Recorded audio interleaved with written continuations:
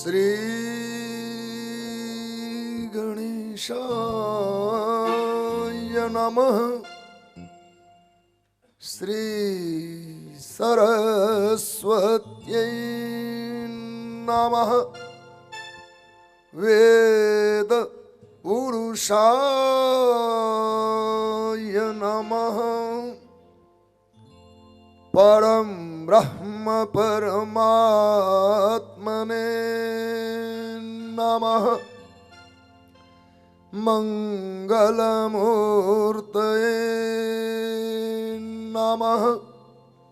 मंगलम भगवान विष्णु, मंगलम गरुड़ध्वज, मंगलम पुंडरीकाक्ष, मंगलायतनो हरि।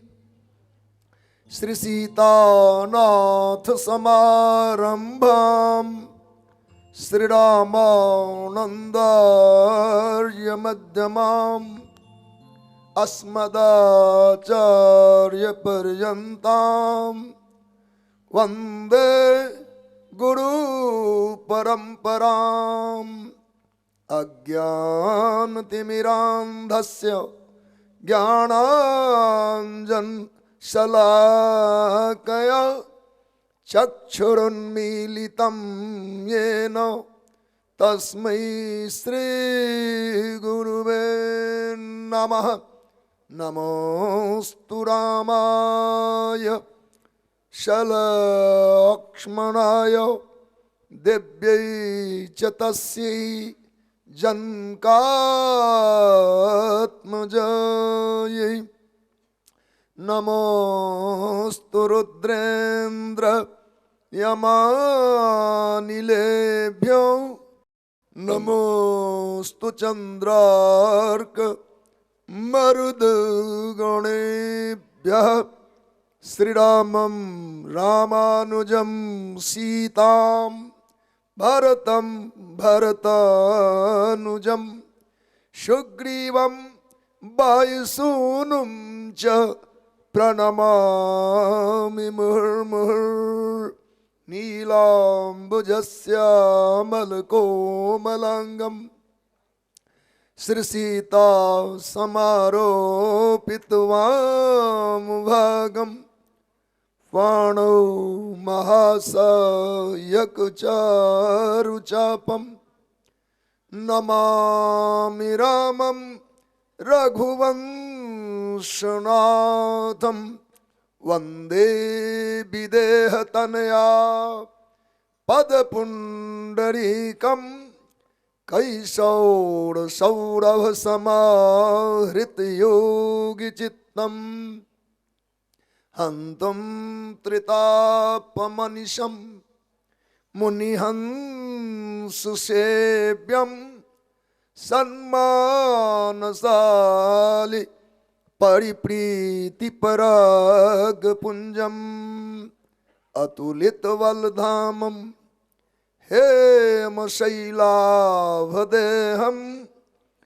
धनुजवनकृशानुं ज्ञानिनामग्रगण्यं सकलगुणनिधानं वानराणामुधीशं रघुपतिप्रियभक्तं वातजातं नमामि। कुन्द इन्दुदरगौरसुन्दरम् अम्बिकापतिं मभीष्टसिद्धिदं कारुणिक कलकञ्जलोचनं नौमि शङ्करमनङ्गमोचनं। वर्णानामर्थसङ्घानां रसानां छन्दसामपि मंगलानां च कर्तारौ वन्दे वाणी विनायकौ। भगति हेतु विधि भवन बिहाई सुमिरत सारद आवत धाई, सुमिरत सारद आवत धाई, सुमिरत सारद आवत धाई। श्री कौसल्यानंद वर्धन भगवान की जय। श्यावर रामचंद्र भगवान की जय। श्री हनुमान जी महाराज की जय। श्री उमा महेश्वर भगवान की जय। दुर्गा मैया की जय। गंगा मैया की जय। गैया मैया की जय। गौ गोपाल की जय। श्रीमद गोस्वामी तुलसीदास जी महाराज की जय। श्रीमद रामचरितमानस भगवान की जय। श्रीमद भागवत भगवान की जय। श्री व्यास नारायण भगवान की जय। श्री सुख नारायण भगवान की जय। सर्व संत हरि भक्तों की जय। सत्य सनातन धर्म की जय। जय जय श्री सीताराम, जय जय श्री सीताराम,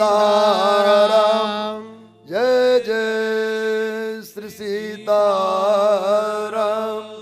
हर हर महादेव।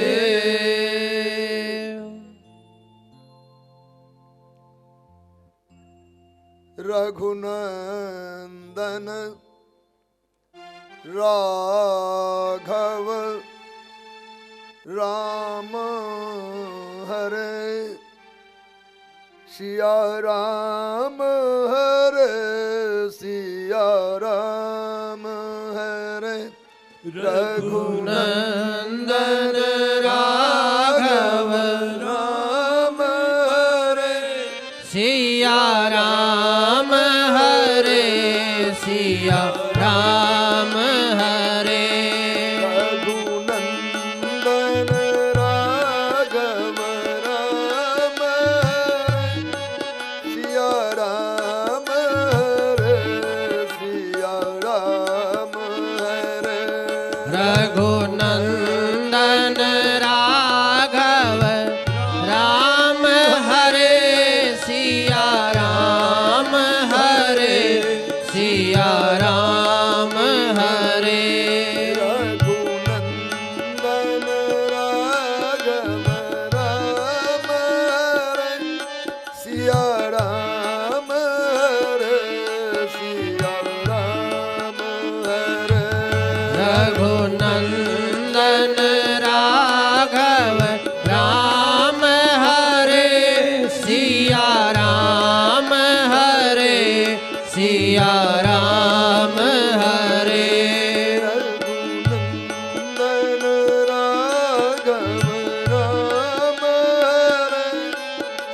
राम हरे, सिया राम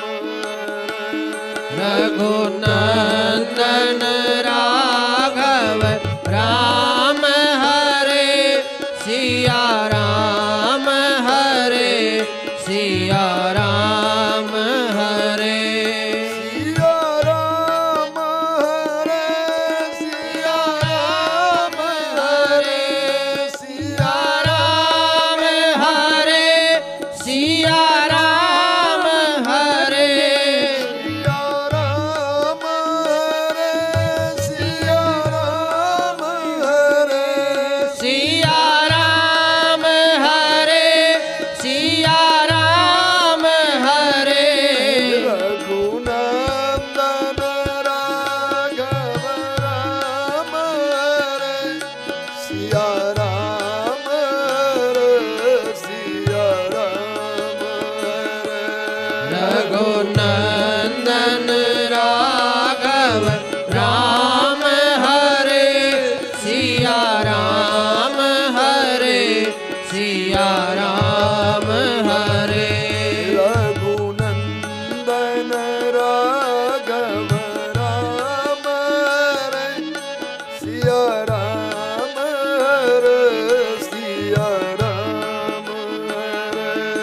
रघुनंदन राघव राम हरे सिया राम हरे सिया राम हरे रघुनंदन राघव राम हरे सिया राम हरे सिया राम हरे रघुनंदन राघव राम हरे सिया राम हरे सिया राम हरे रघुनंदन राघव राम हरे सिया राम हरे सिया राम हरे। श्री कौसल्यानंद वर्धन भगवान की जय भक्तवत्सल भगवान की जय सीताराम सीताराम सीताराम। परमानंद कंद आनंद घन प्रात पर प्रभु भगवान श्री राघव तीर्थ विराजित देवी देवगण स्थान विराजित देवी देवगण तीर्थ विराजित संत भगवान आवाहित पूजित देवगण ऋषिगण पितृगण समुपस्थित संत वृंद विद्वज वृंद सज्जन वृंद भगवान नेमी प्रेमी श्रद्धालु भक्तगण श्रद्धामूर्ति माताएं परम पावन मानस की प्रवाहमती धारा में हम सब अवगाहन करते हैं। पुण्य सलीला भगवती भागरथी माँ की गोद में बैठकर सहस्रों ऋषि मुनियों और साधकों सिद्धों की पावन भूमि में उनकी ही करुणा उनकी ही कृपा और उनके ही पुण्यों के प्रभाव बल से हम सब इस पावन पवित्र धरती में भगवान की लीला कथा का इस समय आस्वादन करते हैं। हरिभक्तों, मानव जीवन की सार्थकता भगवान के ही प्राप्ति में है और प्राप्ति जन्य साधनों में संलग्न रहने में है। भगवान कैसे मिले कैसे मिले कैसे मिले, इस बात की ललक बनी रहे।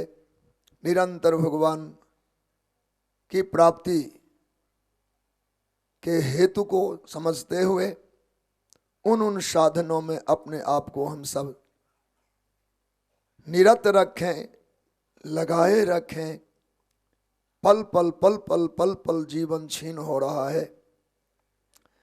संसार के लिए कहना कठिन है, संसरतीति संसार है, जो खिसक रहा है, जगह छोड़ रहा है, बदल रहा है, मिट रहा है, वही तो संसार है। प्रतिपल क्षीयमान यह जगत है। जिस जगत की सत्ता ही क्षीयमान सत्ता है, तो जगत के जीवों का तो कहना ही क्या, यहाँ कोई बच नहीं पाता। और समय का जितना अधिक से अधिक लाभ अपनी अनुकूलता से ही ले लिया जाए तो वह हमारी बहुत समझदारी कही जाएगी। पृथ्वी दहते येन मेरुश्चाप विसर्जते शुष्यते सागर जलम शरीरस्तु का कथा। इस देह के लिए लोग कितना विचार करें कि कब तक, इसका भरोसा कम से कम है। वह महाकाल पृथ्वी को कभी खा लेता है, जला डालता है। मेरुश्चाप विसर्जते, सुमेरु पर्वत लाख योजन ऊंचे का है, विस्तार का है। इतने विस्तृत स्वर्णमय पर्वत को काल कभी खा लेता है। शुष्यते सागर जलम, अगाध जल राशि से संपन्न समुद्र भी कभी पी लिया जाता है, यह काल उसे भी सुखा डालता है। तो शरीरस्तु का कथा, इस देह की हम कहें क्या। फिर इसकी जो शक्ति है, जहाँ से यह इसका पोषण का आरंभ हुआ, मजबूती वहीं से जान लिया जाएगा कि इसकी ताकत कितनी हो सकती है। दीवार खड़ा करने से पहले मसाले कैसा प्रयोग किया गया है, इसी आधार पर लोग विश्वास करते हैं इस भवन की मियाद 1000 साल की होगी, 100 साल की होगी, 10 साल की होगी। भवन में निर्माण के जो साधन हैं, उन अवयवों का, जिसे मटेरियल कहते हैं आप, उनके लगाने पर ही भरोसा कर लिया जाता है। इसमें बहुत कीमती सामान लगाया गया है, बहुत उत्तम कोटि के मसाले डाले गए हैं, इसका मजबूती बहुत अधिक से अधिक होगा। पर मानव जीवन के निर्माण में, इसके रक्षण में जिस मसाले का काम किया गया उसकी मियाद 6 घंटे की है। यह तन हम सब द्वारा जो लालित पालित है वह अन्न और जल से है, और अन्न जल में जो दोष आता है 6 घंटे बाद आ ही जाता है। जत प्रातः संस्कृतम भोज्यम सायं तच्च विनश्यति तदन्न रस संपुष्टम काये का नाम नित्यता। भोजन प्रातः काल घर में पकाती हैं हमारी माताएं, पर 6 घंटे बीतते बीतते उसका स्वाद घटने लगता है, उसमें फफूंदियाँ उगाते हैं, वह में रेसे पड़ जाते हैं, स्वादहीनता आ जाती है। 6 घंटा मात्र जो भोजन अपना स्वाद सुरक्षित रख पावे, ऐसे भोजन पर में हम निर्वाह करते हुए क्या उम्मीद करें, कितने कल्पों का जीवन माने। कहा नहीं, अविश्वास पूर्वक अधीर होकर आतुरता से भगवान की शरणागति को हम सबको स्वीकार कर लेना चाहिए, हरिनाम में मन को लगा देना चाहिए। बाबा तुलसी जी ने विनय पत्रिका के व्याज से वैसे तो बहुत सारे पद लिखे हैं, 279 पदों का वह संग्रह है, पर 65 से 71 पद को गौर से और बार बार पढ़ना चाहिए। 65, 66, 67, 68, 69, 70, 71 इन पदों को अनेक बार हो सके दोहराया जाए कि बाबा ने कहाँ और कितना बल दिया है। वो तो बार बार राम राम रमू, राम राम रटू, राम राम जपू जिहा, राम नाम नवनेह मेह को तू हठी हो ही पपीहा, हठी हो ही पपीहा। हम हठ पूर्वक पपीहा बने राम नाम के इस पावल नव बादल के लिए, नवमेह के लिए। वहीं लिखते हैं राम जपू राम जपू राम जपू बावरे, घोर भव नीर निधि नाम निज नावरे। अरे बावरा मन, तू कहाँ अटक भटक रहा है, तुम्हारे रास्ते छूट गए, जहाँ से तुम्हारा कल्याण होना था उसमें तुम्हारी प्रवृत्ति नहीं हो रही है। राम जपू राम जपू राम जपू बावरे, ए मन, ए बावरा मन, जपो जपो राम नाम जपो, राम जपू राम जपू राम जपू बावरे, घोर भवनीर निधि नाम निज नावरे। यह संसार सागर घोर है, अपार है, अगाध है, अगम्य है, दुर्गम है। ऐसे संसार सागर में नाम निज नावरे, नाम अपनी नौका है, हरि नाम अपने नौका। हरि नाम का स्मरण किया, आश्रय हमने ग्रहण किया, तो जानिए हमने एक नौका बनवा लिया। प्रायः आप देखते होंगे, अब तो अभी सामने देख रहे हैं, गंगा जी के तट पर हम सब खड़े हैं, यहीं आश्रय पाकर हम सब निवास करते। किन्हीं हरिभक्त के मन में आ जाए कि गंगा जी में नौका पर एक बार घूम लूं, तो 10 रुपया बिना दिए उस पार हम जा ही नहीं सकते। 10 रुपया देंगे तो हम किस पार से उस पार एक बार घुमा के ला देगा, पर रुपये देने पड़ेंगे। और यदि यहाँ जो आश्रम आदि हैं उनकी अपनी नौका हो, यहाँ के सेवक, यहाँ के स्वामी दोनों ही, कर्मचारी से अधिकारी तक वो कभी जाना चाहे तो क्या पैसा चुकाना होगा, चूंकि नौका बना के नदी में डाल रखे। गंगा जी में उनकी निजी नौका है। हम लोग नदी किनारे के रहने वाले हैं, तो वहाँ प्रायः अमीर लोग, जैसे आप लोग मोटर खरीदते हैं तो नदी के किनारे जिनका गांव होता है वो अपनी एक नौका बना के नदी में रखते हैं। जैसे अपने लोग मोटर लेते हैं, वैसे नदी किनारे जिनका गांव होता है वो काठ की नौका बनाकर नदी में डाल देते हैं। जब कभी उनको जरूरत पड़ी उसमें अपना उसका सदुपयोग करते, नौका पर चढ़े और पार हो गए। अनेकों प्रकार के कार्य को साधते हैं। तो निज नौका, तो निज नौका जिनको है उनको किराया नहीं देना पड़ता।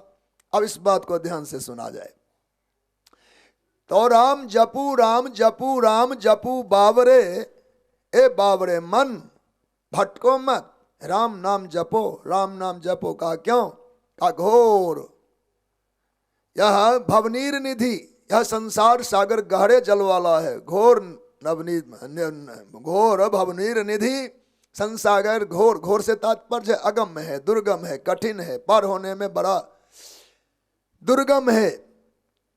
पर पार होते हैं कि नहीं? लोग होते हैं ना। जिनको अपनी नौका होगी उनको किनसे पूछना पड़ेगा? नदी गंगा के किनारे हम सब हैं, अपनी नौका चाहे मन करे घूम लेते हैं। ऐसे ही संसार सागर में भी जिनको लगे कि एक बार घूम आवे या पार उतर जावे, उनको एक नौका अपना इंतजाम कर लेना चाहिए जिसमें पैसे न लगाने पड़े, किराए न भरने पड़े। वह नौका क्या होगा? का नाम निज नावरे, हरि का नाम, प्रभु का नाम अपनी नौका है। हरि नाम का आश्रय जिन्होंने लिया उनको एक पैसे भी चुकाने की जरूरत नहीं। मर्जी आए तब चढ़ो और चल पड़ो, आप पार उतर जाएंगे। कहा एक ही साधन सब रिद्धि सिद्धि साधिरे, एक ही साधन सब रिद्धि सिद्धि साधिरे, ग्रसे कलिरोग जोग संयम समाधिरे। हे हरिभक्तों, इन्हीं एक साधन से अपने कल्याण को हम सब साध लेवें। कहा क्यों? कहा ग्रसे कलिरोग जोग संयम समाधिरे। उपासना के उत्कृष्ट अनेकों पथ हैं, पर संयम भी लड़खड़ा रहा है, जोग अपने आप में बिखर रहा है, समाधि, जितने साधन कहे गए हैं इन जोग समाधि जन जितने साधन हैं, ग्रसे कलिरोग जोग संयम समाधि रे। जोग संयम समाधि अन्य अनेक भी उन साधनों को कलिकाल रूप रोग ग्रसित कर लिया है। जब साधन बीमार हो जाए तो क्या हम सब विश्वास करेंगे कि इन साधन से हम स्वस्थ होकर पहुंचेंगे?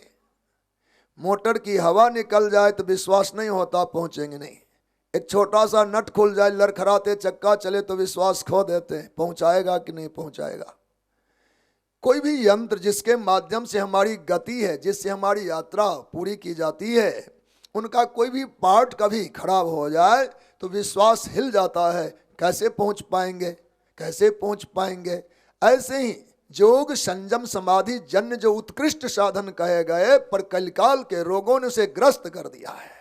और साधन शुद्ध रह नहीं पाया, उसमें आप स्वस्थता ही नहीं है, तो फिर आग्रही को आश्रयी को कैसे पार उतारे? तो बाबा तुलसी का विज्ञान ऊंचा विज्ञान है, उन्होंने पढ़ लिया था कलिकाल के इन जीवन को। कलि प्रवेश का पूरा ही मंथन किया बाबा ने और नीरछीर विवेकी बुद्धि का प्रयोग किया। इस कलिकालिक परिवेश के जीवों का कल्याण कैसे हो पाएगा? तो उन्होंने कहा घोर भवनीर निधि नाम निज नावरे, एक ही साधन सब रिद्धि सिद्धि साधिरे। इन्हीं एक साधन से, राम नाम के साधन से आपको चाहे तो रिद्धि साधो, सिद्धि साधो, सब प्रकार की उपलब्धियां जो संसार में आपके लिए अनुरूप हो। परलोक तो तय ही है, मिल ही जाएगा, पर संसार में भी आप कभी अभाव का जीवन नहीं जिएंगे। भगवान के नाम का आश्रय ग्रहण करने मात्र से जीवन भरपूर हो जाएगा, सभी सुखों से परिपूर्ण हो जाएगा। दोहावली रामायण में बाबा तुलसी ने कहा मीठो और कठौ तो भरो, रौताई और छेम, स्वार्थ परमारथ सुलभ राम नाम को प्रेम। सज्जनों, मीठो और कठौ तो भरो, मीठा मीठा मिले और परात भर के मिले ऐसा कम होता है। मीठे की छीना झपटी, एक लड्डू देना जी, एक लड्डू देना जी। तो मीठों में भरपूर का हिसाब किताब कम रहता है, बढ़िया चीज कम बटता है। तो मीठो और कठौ तो भरो, बहुत बढ़िया वस्तु हो, बहुत कीमती हो, वो कम बनते हैं और बहुत बांटना होता है, इसलिए थोक में नहीं मिलता। पर राम नाम जपने में लग जाओ, होगा क्या? मीठो और कठौ तो भरो, मीठा मीठा मिलेगा और परात भर भर के मिलेगा। आधी लड्डू की पाती नहीं आएगी, टोकरे के टोकरे मिल जाएंगे ये राम नाम के प्रभाव से। मीठो और कठौ तो भरो, पूरे परात भरकर। कठौता जान गए हैं, काठ का होता था, परात बन गया है। तो मीठो और कठौ तो भरो। फिर कहा रौताई और छेम। रौताई माने पद, प्रतिष्ठा, राजपद आदि। श्रेष्ठतम पद को भी प्राप्त करेंगे, पर राजा बनने से क्या हुआ? राजा की नींद, राजा की भूख किसी ने हरण कर लिया, बेचैनी है। केवल सत्र काढ़ रहे हैं, किसी तरह 5 वर्ष पूरे हो जाए उनको चैन है क्या? रौताई और क्षेम भगवान के पावन नाम का आश्रय लेकर के कोई जीव अगर कहीं किसी पद को भी प्राप्त किया तो वह पद सुखद होगा। रौताई तो मिला ही, राजपद मिले और क्षेम भी मिलेगा। क्षेम माने कल्याण, क्षेम माने रक्षण। पद बचेगा, पद रहेगा, पद की सुरक्षा रहेगी, या पद से कल्याण चौतरफा विकसित होगा, सभी लोग कल्याण का अनुभव करेंगे, शांति बनेगी। क्षेम माने कल्याण, शांति, सुरक्षा, सारी बातें उनके अर्थ हैं। तो रौताई और क्षेम, राजपद प्राप्त होगा और क्षेम बने रहेंगे, शांति बना रहेगा। फिर का स्वार्थ परमारथ सुलभ, स्वार्थ भी भरपूर मिलेगा। कोई वस्तु ऐसा नहीं कि आप चाहें और ना मिले, असंभव, ऐसा हो ही नहीं सकता। और क्षेम, स्वार्थ परमारथ सुलभ, स्वार्थ तो मिलेगा मिलेगा, परमार्थ तय ही है, वो मिलना ही है। कहा राम नाम को प्रेम, राम नाम को प्रेम। भगवान के चरणों में यदि मन लग जाए, हरि नाम जपने की निष्ठा भीतर से जग जाए तो ये सारी बातें घटित होंगी। हे हरि भक्तों, हमें मीठा ही मीठा मिलेगा, भरपूर मिलेगा। और फिर कहा राजा भी बनेंगे, अर्थात ऊंचे पद को प्राप्त करेंगे और कुशलता बनी रहेगी। स्वार्थ की किसी वस्तु का जीवन में अभाव नहीं होगा, भरपूर मिलेगा। और परमार्थ यानी परमात्मा, परलोक, इसके भी आपके जीवन में संदेह नहीं रह जाएगा, इसका भी सहज लाभ हम जीवों को प्राप्त होगा। इसलिए नाम निष्ठ जीवन हो। राम नाम जपने वालों के जीवन में ये सारी बातें स्वाभाविक पूर्ण हो जाते हैं। बाबा तुलसी से काशी वासियों ने परिचय कभी पूछा था, उन्होंने उस बात को भी उसी विनय पत्रिका में ही निवेदित किया। चरित्र तो उनके अद्भुत हैं। मानो ये राम नाम करने से क्या होता है, प्रश्न हो जाता है कई बार। ये राम नाम करने से पेट भर जाएगा, घर का काम करता नहीं, इधर जाता नहीं, उधर जाता नहीं, चिंता करता नहीं, राम नाम करने से पेट भरा है किसी का? बाबा तुलसी ने कहा पूछने वालों से पेट तो भरा है जिसका, उसका राम नाम से ही भरा। वैसे तो धन से भंडार भरा, फिर भी संतोष कोष में निर्धनता दम तो रही है मानवता। धन से खजाना भरा हुआ है और संतोष वाले डब्बे खाली रह जाते हैं, अभाव ही अभाव का अनुभव करते हैं। हमें नहीं लगता कोई अमीर होके संसार से गया हो, बिरला ही कोई गए हो तो बात अलग, क्योंकि अमीर कहते किसको है। आपने गंगा जी के किनारे की बहती धारा में सावन भादों में आएंगे तो यहाँ का रेडियो अनाउंस करेगा गंगा खतरे के निशान से ऊपर चल रही है, यही अनाउंस होता है। लाल लकीर खींचा हुआ होता है जगह जगह, जहाँ पर में स्लुइस गेट हैं और हैं शेटर बना हुआ है, वहाँ एक लाल रेखा होता है, तीर का निशान लगा होता है। और गंगा की धारा जब उस लकीर को छू ले, इसका मतलब माना जाता है गंगा खतरे के निशान के बराबर आई, ऊंची हुई तो खतरे के निशान से ऊपर चल रही है। पर मानव के जीवन में वो खतरा का निशान वाला लकीर है कि नहीं, पता नहीं चलता। कौन धनी हो गया, अब यह व्यक्ति धनी की रेखा से ऊपर चल रहा है। यह व्यक्ति यह साधक या कह सकते हैं धनी, जिनको धन की उपासना है, उनके लिए कोई प्रमाणिकता का कहीं से रेखा खींचा होता, कभी अलाउंस हो जाता कि यह जो अमीर व्यक्ति है अब ये अमीरी रेखा से ऊपर उठ गया है। लेकिन ये रेखा का कोई तय जगह नहीं है। किसी ने आपसे भी कोई स्वीकार नहीं किया कि हम अपने अमीरी रेखा को पार कर गए, नहीं आम आदमी इसको कभी घोषित कर पाता कि कौन व्यक्ति अमीरी रेखा को पार कर गया है। इसलिए धन से भंडार भरा, फिर भी संतोष कोष में निर्धनता। इस जेब में एक पैसे भी संतोष नाम का कोई लड्डू नहीं है, कोई सिक्के नहीं है। संतोष कोष में निर्धनता दम तो रही है मानवता। मानवता मृतप्राय हो रही है। मानव जी रहा है पर मानवता जी नहीं रही। मानवता का लगता है ह्रास हो रहा है। लोग अपने आप में कभी सुखी और धनी का अनुभव ही नहीं कर पा रहे हैं। इसलिए बाबा तुलसी जी ने कहा चखो, कितना भी मिल जाए, जब तक संतोष जीवन में नहीं आया तो आप अभावों में जी रहे हैं। बहुत कुछ होने के बाद आपको कहीं घबराहट रहे कि मेरे पास कम है, तो अमीर किसको कहेंगे। 300 रुपये की मजदूरी करने वाला 100 रुपये का आटा दाल रहता है, 100 रुपये का नशा पाती भी कर लेता है, 100 रुपया बचाता फिर ठाठ से सोता है 10 घंटा। 300 रुपये का आमदनी करने वाला 100 रुपये में तो आटा दाल लेता है, 100 रुपये में नशा पता करता है। कमाया है तो खाएगा, वो मानेगा नहीं, वो उपदेश वहां तक नहीं जा सकता हमारा भी। हाँ, 100 रुपये का आटा दाल, 100 रुपये का नशा पत्ता और 100 रुपये बचत की राशि भी घर लेकर पहुंचता है। और इन 300 रुपये में वो ठाढ़ी नींद लेता है और 10 घंटे सोकर सुबह उठता है और मजे से अगले दिन के कार्य में न रोग न व्याधि न बाधा न विपदा, कहीं से कहीं सी बात का संकट नहीं। इसका तात्पर्य क्या है? उसने अपनी रेखा मान लिया, मेरी रेखा यहाँ है और हम यहाँ पर स्वस्थ प्रसन्न हैं, हमारी पूर्णता हो गई है। ऐसे ही मानक कोई बने, हम यहाँ पहुंचे तो हमारी रेखा पूर्ण हो गया है और संतोषपूर्वक। एक अंग्रेजी विचारक ने लिखा कि हम सदा जीने की तैयारी करते हैं और हर मानव ऐसा ही करता है। हम सदा जीने की तैयारी करते हैं पर जीते नहीं हैं।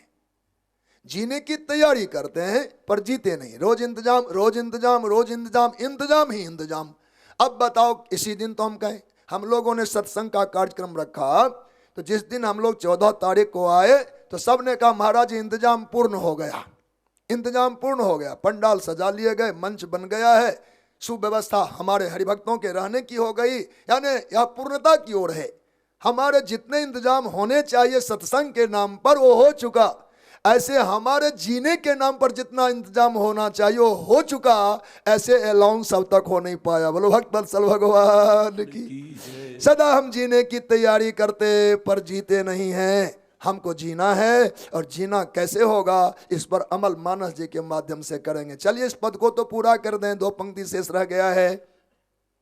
राम जपू राम जपू राम जपू बावरे, घोर नव नीर निधि नाव निज नावरे। यह संसार गहरा सागर है, इसमें पार होने के लिए हमें नौका चाहिए, पर किराए की नौका का हमारे पास किराया ही नहीं होगा तो हम पार हो नहीं सकते। कोई गुंजाइश करो, लेन देन करके भी एक नौका बनवा लो। वह लेन देन है साधु संत गुरुजनों से मांगो, हरि नाम का आश्रय दीजिए और वह राम नाम जब जीवन में आ जाए। बाबा भोलेनाथ का वचन है विनय पत्रिका में ही, बेग विलंब न कीजिए, बेग विलंब न कीजिए, लीजिए उपदेश, महामंत्र सोई जापिए जो जपत महेश। हे हरिभक्तों, देह धारण किया तो देर मत लगाओ, झटपट उपदेश लो। कैसा? जहाँ भोलेनाथ जो जपते हैं वो जपो। सिद्धांत भी बता दिया, निर्देश भी कर दिया। भोलेनाथ जो जपते हैं वो जपो, तो हरिनाम का आश्रय ग्रहण करे।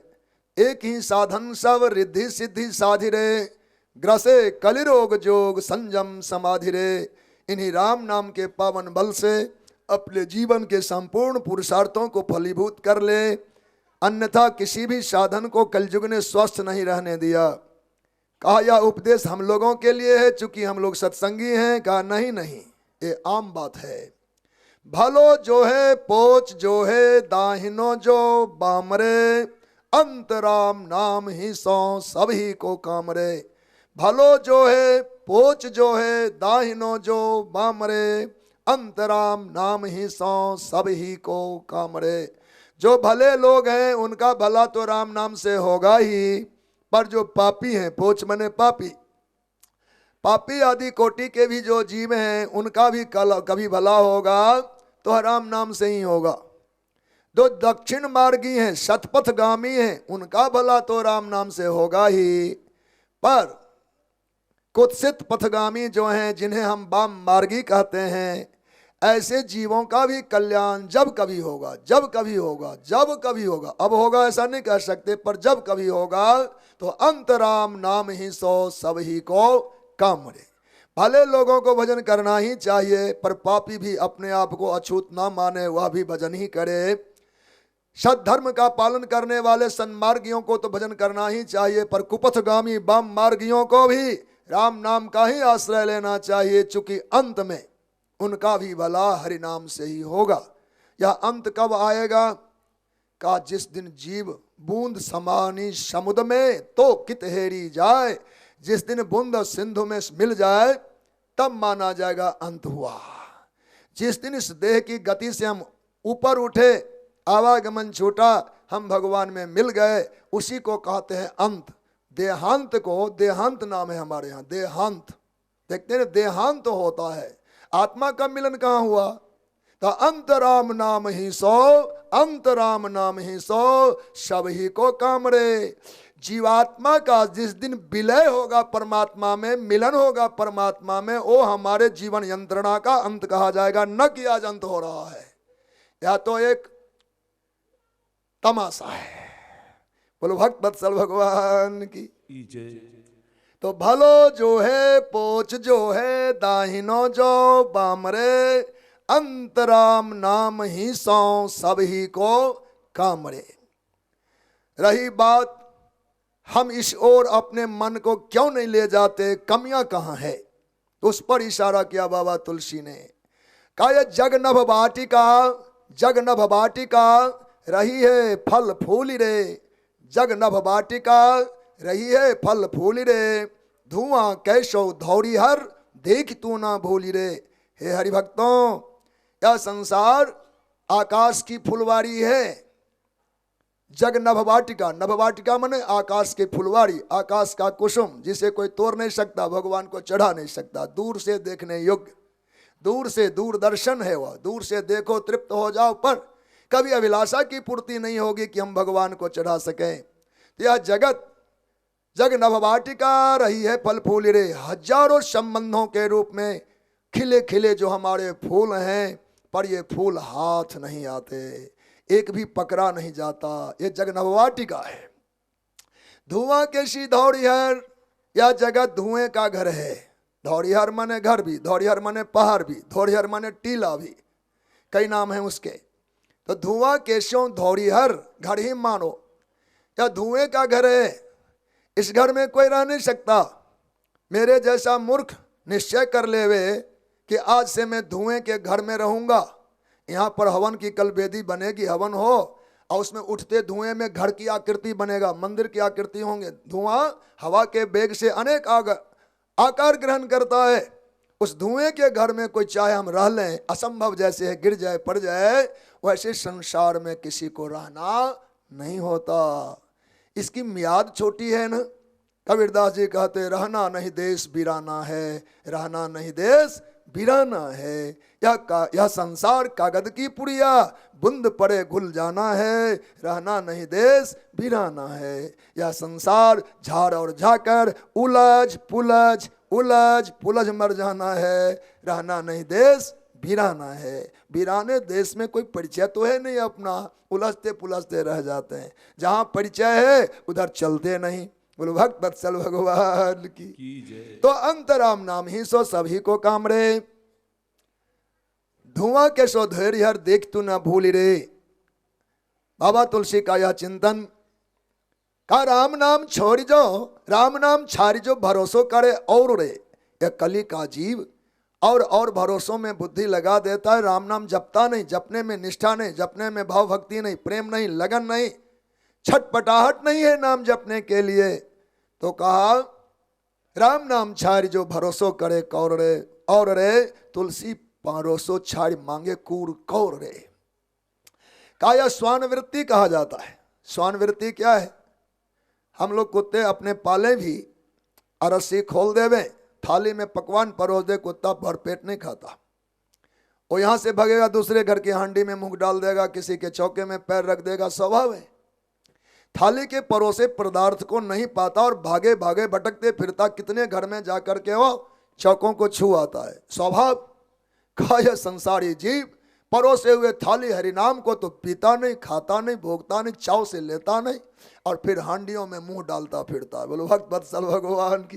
तुलसी बाबा ने कहा हमारी ओर से कुछ नहीं है। श्यावर रामचंद्र भगवान की। सीताराम जय सीताराम, सीताराम जय सीताराम, सीताराम जय सीताराम, सीताराम जय सीताराम, सीताराम जय सीताराम, सीताराम जय सीताराम, सीताराम जय सीताराम, सीताराम जय सीताराम, सीताराम जय सीताराम। सीताराम सीताराम जय सीताराम सीताराम जय सीताराम सीताराम जय सीताराम सीताराम जय सीताराम सीताराम जय सीताराम सीताराम जय सीताराम सीताराम जय सीताराम सीताराम जय सीताराम सीताराम जय सीताराम सीताराम जय सीताराम सीताराम जय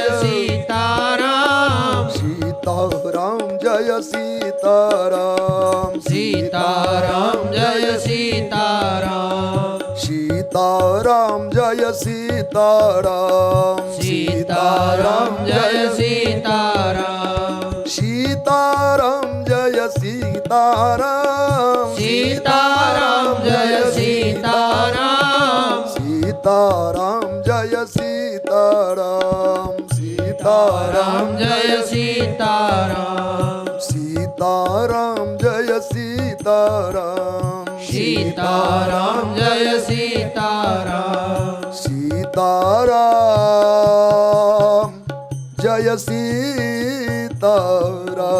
श्री सीताराम नाम महाराज की जय श्री गंगा महारानी की जय पुण्य सलीला गंगा जमुना सरस्वती जी के पावन तट पर परम भागवत भगवान जागवल्क जी परम भागवत महात्मा भगवान श्री भरद्वाज जी को पावन चरित्र राम गाथा श्रवण कराते हैं।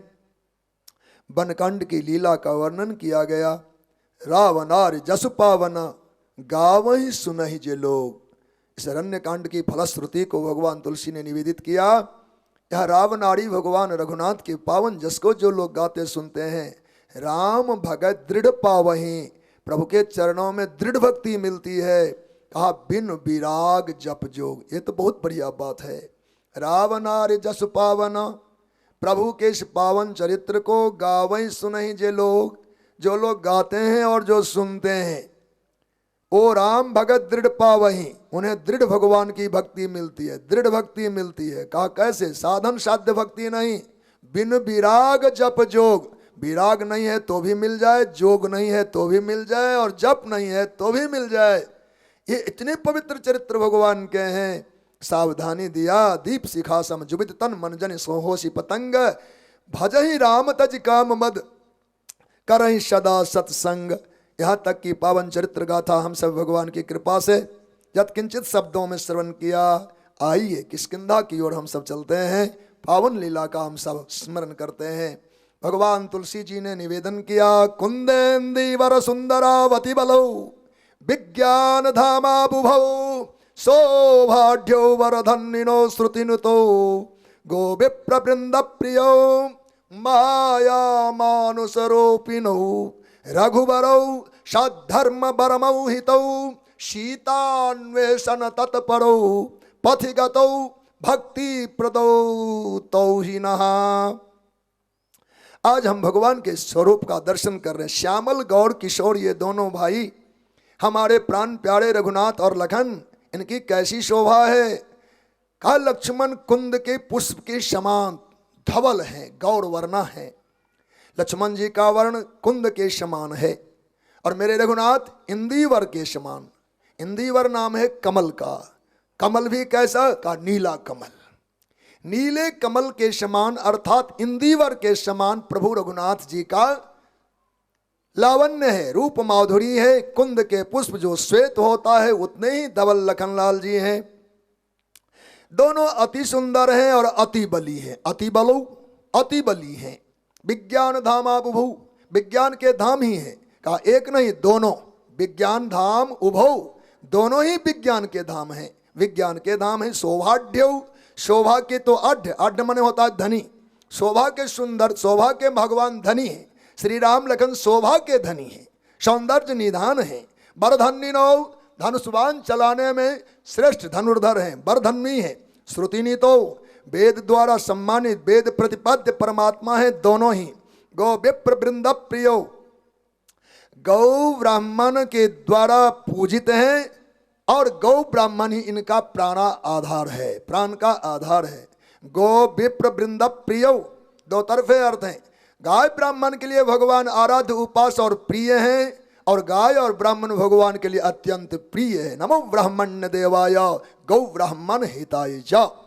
तो वो जो भगवान का चिंतन हम सब शास्त्रों मंत्रों और पुराणों के ब्याज से सुनते हैं, उन्हीं को परिभाषित किया भगवान तुलसी ने। हमारे भगवान गोविंद विप्र प्रियो, गौ विप्र वृंद प्रियो, गौ ब्राह्मण प्रतिपालक हैं, गौ ब्राह्मण के हितैषी हैं, गौ ब्राह्मण के प्राण प्यारे हैं, उनके लिए भी प्रिय हैं और आप भी उनके प्रिय हैं। कहा माया मानुष रूपिणौ, भगवान ने माया से मनुष्य का रूप धारण किया है। रघुबरौ, रघुश्रेष्ठ, ये दोनों भाई प्रभु राम श्री लखन माया से, माया माने अपनी स्वेच्छा से, अपनी वाना से, भगवान को कोई बनाया नहीं। भगवान किसी के बनाए नहीं आए हैं, किसी ने बाध्य किया, किसी ने इनकी सुंदरता बना दी। अयोध्या कांड में वह पंक्ति हम सब नहीं समझ पाए, न देख पाए। कहा जाता है वनवासिनी स्त्रियां कोल किरातनी कहती हैं, देखो इतने सुंदर बालक हैं, कौन कैसे माता पिता रहे होंगे वन में भेजा। कहा माता पिता का दोष नहीं है, तुम लोग इनको क्यों दोष देते हो, न माँ का दोष न पिता का दोष। तो दोष किसका? कहा ब्रह्मा जी का।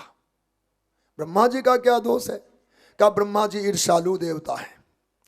कहा इन्हीं निरख विधि मन अनुरागा, भगवान प्रभु श्री राम और लक्ष्मण जी को देख करके ब्रह्मा जी के मन में बहुत रूप माधुरी की आसक्ति बढ़ गई। कितने सुंदर हैं, कितने सुंदर हैं।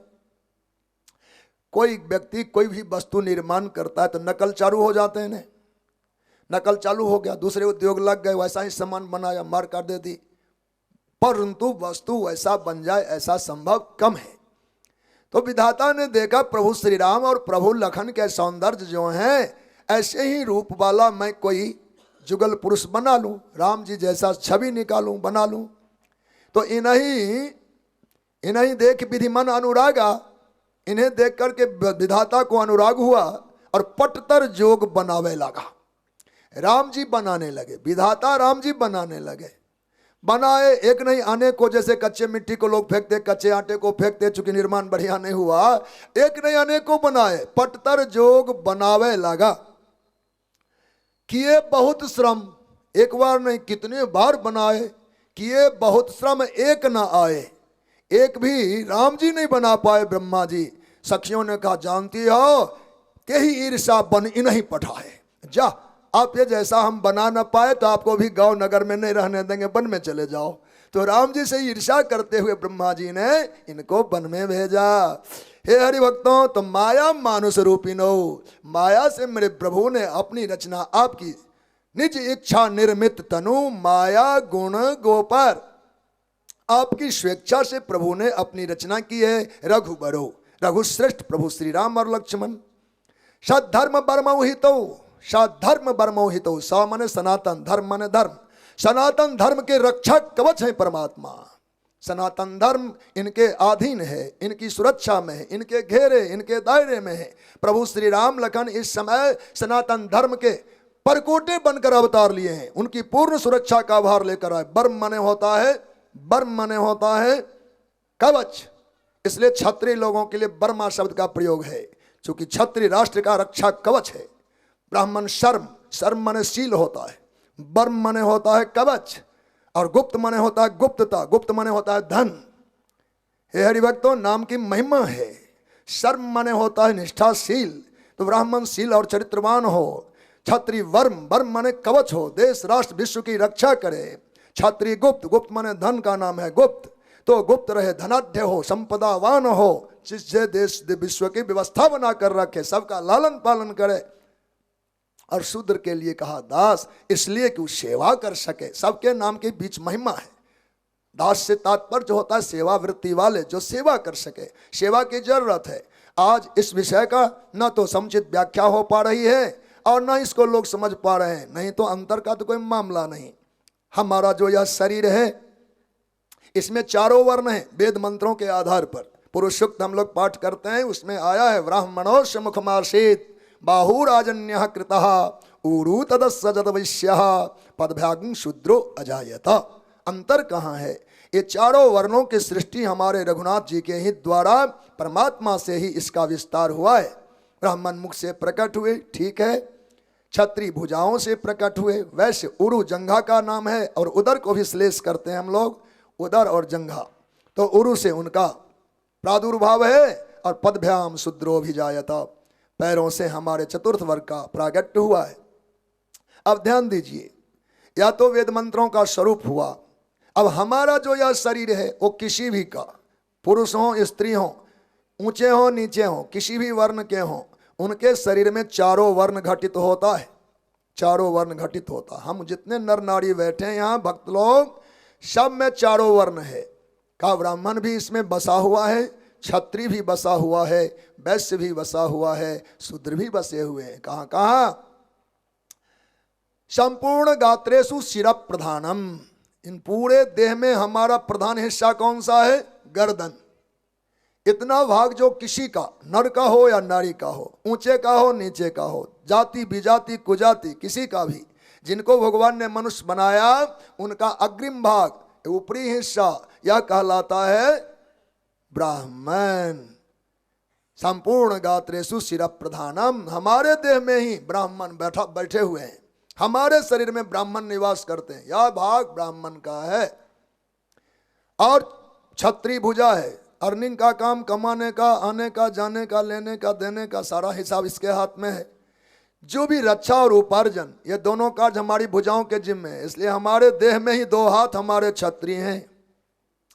और हमारे शरीर में पेट वाला जो भाग है वो वैश्य है। वो बेचारा जो कुछ खिला दे, मालपुआ, खीर, हलवा, वो पचाता है पर रखता नहीं है। वो ईमानदारी करता है, हमारे एक एक इंद्रियों को बढ़ता है। इसलिए सोचिए, वैश्य कृपण धनवानों का प्रकरण आया था। वैश्य यदि धनवान हो के कृपण हो जाएगा तो बहुतों को भूखे मार देगा। इसलिए उसको धनी होकर के उदार होना चाहिए, बांटना चाहिए। जैसे कि हमारा पेट इस समय धनी हुआ है, पेट अभी धनी हो गया, अर्थात अभी अभी हम लोगों ने बहुत से व्यंजन को भोग किया तो बहुत धनी हो गया पेट। रंग बिरंगे 56 भोग इसको पवा दिया तो धनी बन गया, पर कृपण बन रहा है। उसके रस को बांटना ही नहीं चाहता, न हाथ को दे रहा है, न पैर को दे रहा है, न सिर को दे रहा है, न नासिका को, न नेत्र को। अब क्या होगा? सारी दुनिया में हाहाकार और अकाल होगा कि नहीं? पेट वाला अन्न यदि बटे नहीं, सबको ना मिले, तो हमारे अंगों की क्या दशा होगी? इसलिए पेट में जो अन्न आ गया, ईमानदारी करनी पड़ेगी। पेट को लाचारी है, उसकी बांटना ही पड़ेगा। तो एक एक अंगों को रस बांटे तो सारा शरीर स्वस्थ हो जाएगा। इसलिए वैश्य के कमाए हुए धन में सबका हक है, सबको बांटता ही है बेचारा, सबका कल्याण करता ही, ये स्वभाव है, ये प्रकृति ने उनको गुण दिया। और पदभ्यांग शूद्रो अजायत, हमारे ही शरीर में चौथा वर्ण है, वह हमारा चरण है। या शूद्र है हमारा, हमारे ही चरण, हमारे शरीर में स्त्री हो पुरुष हो, भक्त अभक्त, जाति कुजाति विजाति, सबके जो अपने पैर हैं वह पैर शूद्र जोनि का माना गया है। अब देख लिया जाए, चारों वर्ण है कि नहीं है हमारे पास? इस शरीर में चारों वर्ण है। ध्यान दिया जाए, सर्दी के दिन आए, अभी कप कपी लगने लग जाए तो हम लोग फट से टोपा खरीदेंगे गंगा तट पर में और सिर में लगा लेंगे। ब्राह्मण को सर्दी लगा तो आपने टोपा पहना दिया, क्षत्रिय और वैश्य को सर्दी लगी तो आपने चादर ओढ़ा दिया अथवा गर्म कपड़े पहना दिए। पर क्या शूद्र का अनदेखी किसी ने किया है? अब भी तो कई लोग जुराब बांध रखे हैं, शूद्र तो है, क्यों नहीं अपमान कर देते हो? पैर हमारा शूद्र है, इसलिए इसको हम जूते, इसको ना तो जूते देंगे ना ही इसके लिए हम कभी जुराब खरीदेंगे। पर हम लोग पहले पसंद जूते जुराब का ही करते हैं। 10-10 हजार के जूते लाए जाते हैं। तो ईमानदारी में कहाँ कमी है? कहाँ कमी है? अपने शरीर पर में विचार करो। शूद्र का सम्मान हो रहा है चूंकि उसको हम जूता भी देते हैं और उनके लिए हम जुराब भी बढ़िया खरीदते हैं और माथे के लिए टोपी भी खरीदते हैं, पेट के लिए हम लोग स्वेटर खरीदते हैं, भुजाओं की व्यवस्था इसके साथ साथ की है, ये दोनों एक साथ अपना इंतजाम कर लेते हैं। तो जैसे एक शरीर के इन चारों भागों के अंगों का हम लोग रख रखाव और रखवाली करते हैं, ऐसे समाज के चारों वर्णों को इसी आंख से देखा जाए तो अंतर कैसा? यही तो समत्व है। वेद में तो कोई अंतर रखा ही नहीं गया। वेद भगवान ने कहा अब आइए पक्षपाती भावना पर विचार करें। इन चारों में कई बार विचार उठ जाता है, मंच से भी और समाज से भी किसी भी प्रकार से चर्चाएं आ जाती है। कल के कथा में आया ही था, आपने सुना हो, पढ़ा हो, ध्यान दिया हो तो। प्रथम ही विप्र चरण अति प्रीति, यहीं से भक्ति की शुरुआत है। पहले नंबर बेस है, धरती है। धरती हो तो फसल उगे ना। धरती ही जिसके जीवन में नहीं है वो बेचारा बीज लेके घूमता फिरे, कहाँ बीजेगा। जिसके जीवन में ब्राह्मण भक्ति नहीं आई वो अपना भक्ति का बीज लेके भटकते रहे, बीजेगा कहाँ।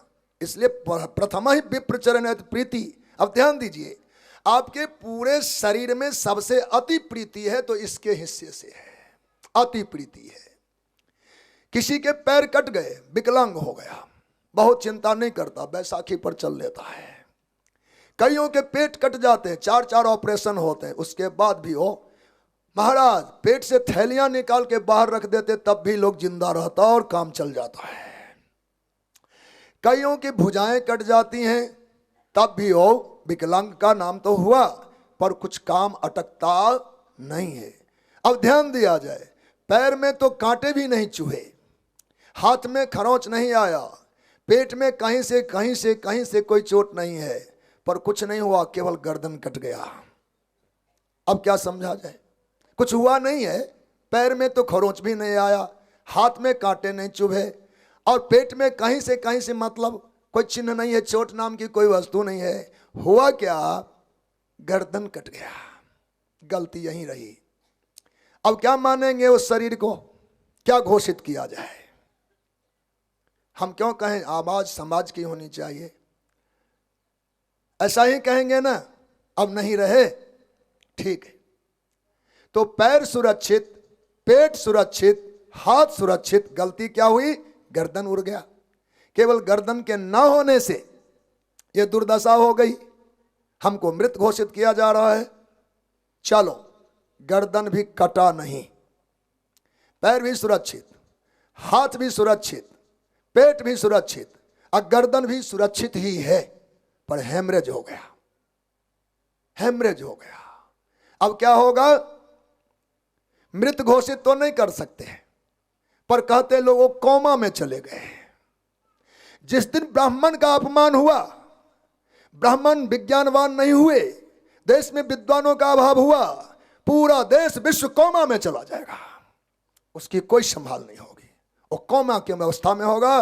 धर्म विषय ज्ञान बंदों प्रथम महीसुर चरणा, मोह जनित संशय सब हरना, मोह जनित संशय सब हरना। ये विज्ञान है आपका, वैदिक विज्ञान है, इस पर मैं कहीं उंगली उठ ही नहीं सकती। हमने समानता में कहीं किसी को दखल नहीं दिया, क्षमता का पालन किया, शास्त्रों में कहीं भेद का विषय नहीं है। जहां सिया राम में सब जग जाने की बात कही जाए, वहां अंतर और भेद कैसा। इसलिए इस विज्ञान को प्रकाशित करने की कमियां रह गई, जो आज समाज टूटता जा रहा है। बोलो भक्तवत्सल भगवान की जय।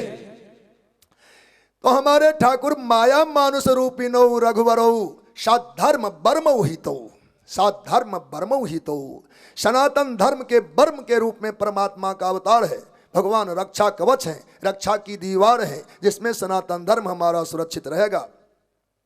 सीतान्वेषण तत्परौ, सीतान्वेषण तत्परो पथिगतो।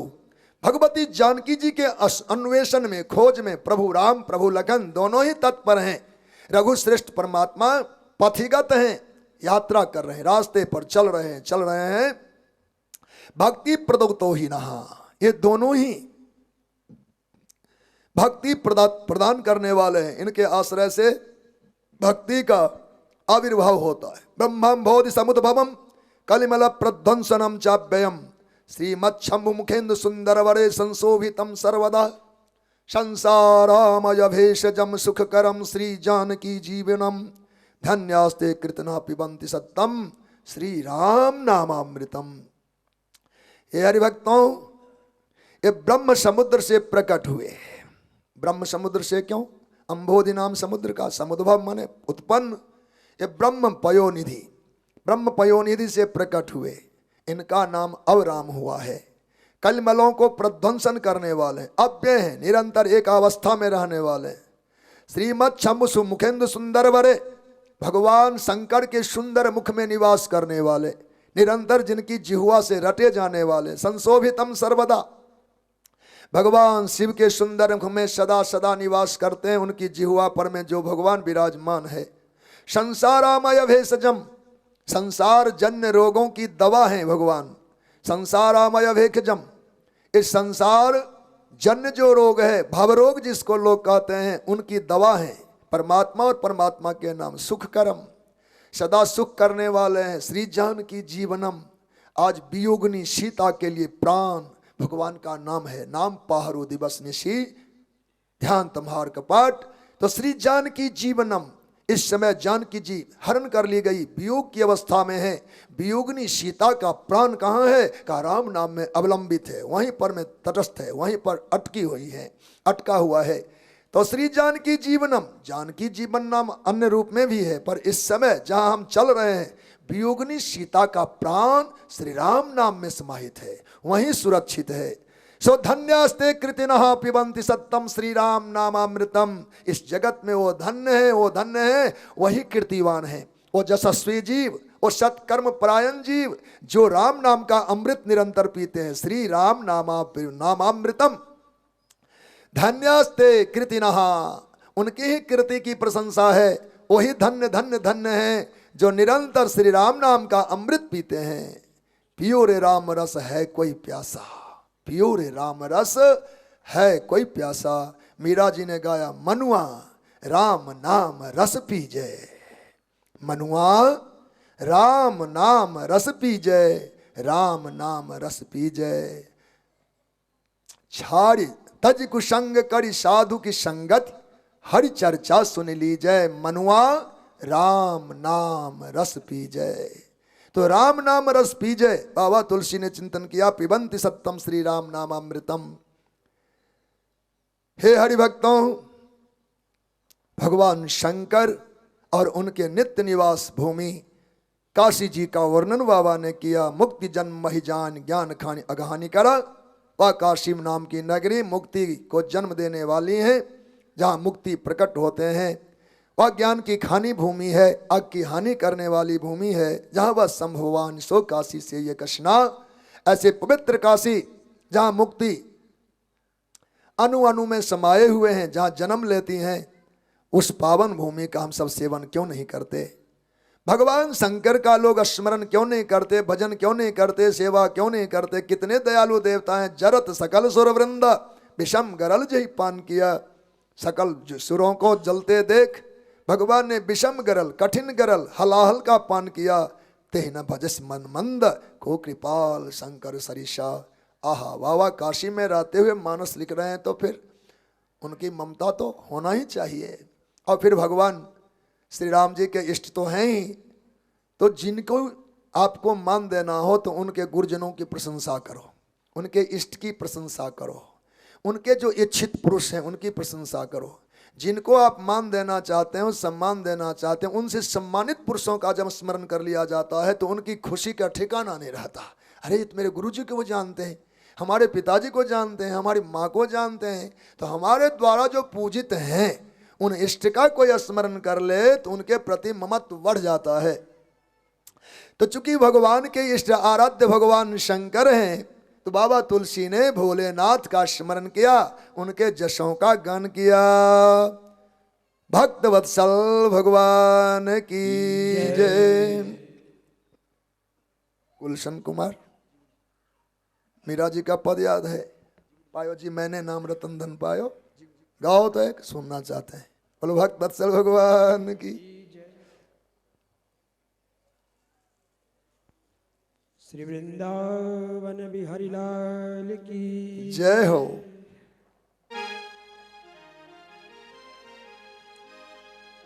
पायो जी मैंने